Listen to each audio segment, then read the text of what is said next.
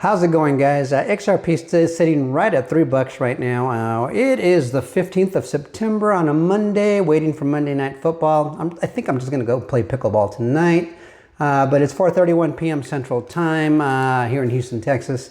And over the years, maybe even in the past few months or whenever you've had the conversation, isn't one of the fudsters comments is, well, banks aren't using XRP. Banks are not using XRP. There's no proof of it, blah, blah, blah, blah, blah. And it's all bogus because it doesn't take much to scour through the internet, whether it's on a social media page, you can use your favorite AI.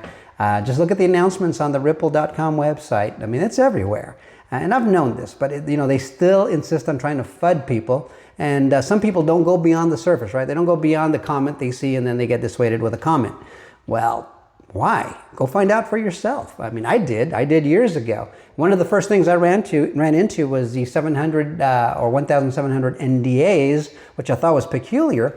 And then I went and verified, and yep, I went to 4, 5, 6 different sources, more than that over the years, that all said and verified the same thing. There are 1,700 NDAs, and I'm thinking that's peculiar.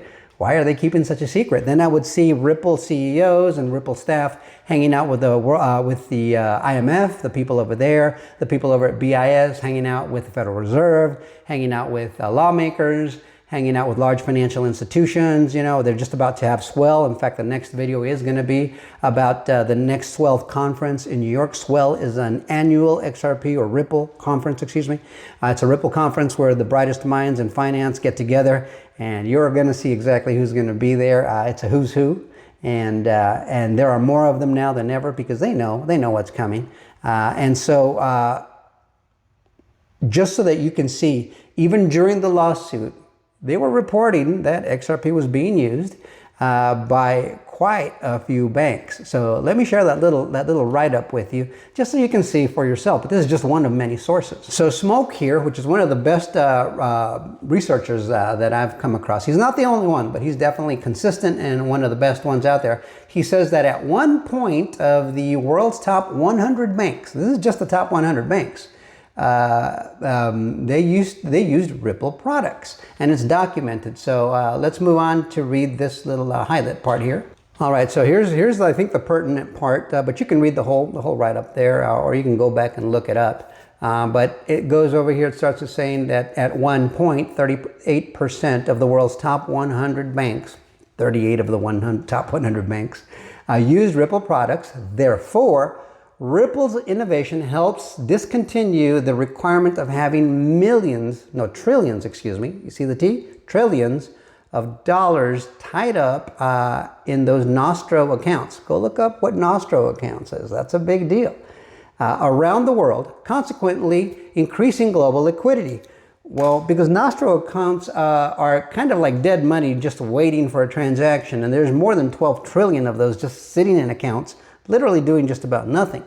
But because Ripple and XRP utilize that instant settlement, that on-demand liquidity function, where in 3 to 5 seconds you get a full settlement. You don't just get a little message saying, hey, you know what, so-and-so is about to pay you this much, you can expect this much money. And then settlement happens later. That's what happens.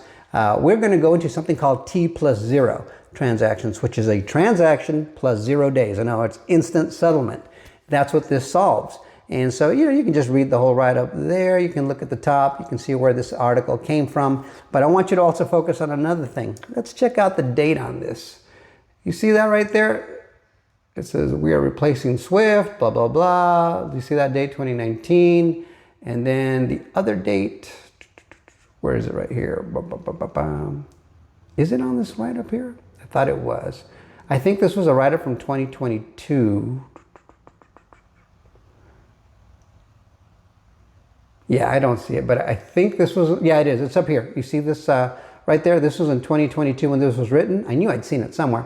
They were dead in the middle of that lawsuit with the SEC, which means that this use of XRP and Ripple was going on in the years prior to the lawsuit. Some of them through the lawsuit, but probably not here in the United States. Because most of their focus was internationally. But it had, that's what got my attention with this when I first got in. I was looking at it, I'm like, these, I can see why these banks would use it. The bank that can transact, let's say you want to transfer, $500,000, $1 million from one place to another, cross-border, for example, and it happens in 3.5 seconds with a full settlement, money in your hand. Wow, that's pretty good. Because if any of you have ever sent a wire, wired money, man, that could take a long time and it can get pricey, right? It can be a few $100s to a few $1,000s depending on the quantity. It can take, 3, 4, 5 days, sometimes a week. And then to verify that somebody got it, you're sitting around waiting for them to call you and say, yeah, I just saw it in my bank. You don't actually get the courtesy call saying, sir, we've just completed your wire transfer, just thought you should know. You don't get that. You have to wait for the recipient to call you themselves. And so that's just really inconvenient. It's a lot of friction. It's very slow. It's pricey. It's inconvenient. In a world where we can instant message ourselves to each other around the world, we can do a video call to anyone on the planet that's got internet access. Money never had its internet moment until Ripple came along with XRP. And so this tells you that they've been planning it. They've been working on it. Why would they give us a heads up, right? No, they're waiting to get themselves in position. So now we are what? We are September, getting ready to hit October. And what's coming now? We got those ETF approvals. We got Fed rate cuts coming in right at about the same time. We got a potential Clarity Act being passed sometime before the year is out. It's all crowding in right at about the same time, right? They're all going to get off the bench and hit the field at the same time. That's not by accident. That's by design. So for me, and the way I think, I'm like, well, I'm just going to position myself early. I thought that a few years back. And even now when I see dips, I still buy more XRP or some of the other digital assets that make sense to me. But, sometimes people have to see things like this. And this isn't the only one like this. There's a lot of them like this over the years, even pointing out specific institutions over the years that I've seen. And it just reaffirms and reaffirms and reaffirms what I already know. I'm not guessing at this. I don't believe at all. Because some people, somebody made a comment in one of the last videos saying, hey, finally some news that might move the XRP price up. And my thinking is, where's this person been?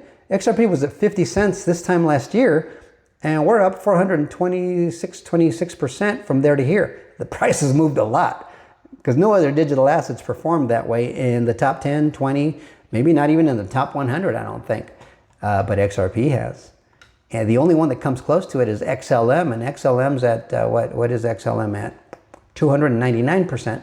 XRP is up 426%. So it's moved, guys. But when all these things occur, and when you understand what you've got, know what you hold, you never have to worry. These little pullbacks from $3.12 to $3 to do $2.70, that doesn't bother you, not even a little bit, because you know what you've got. And even if you missed out on 50-cent XRP last year, you're not missing out on $3 XRP today, because what's going to happen is everybody's going to get priced out in about, within the next 4 to 5 months, maybe in 6 months. You're just going to get priced out. It's going to be hard to buy a meaningful amount of XRP.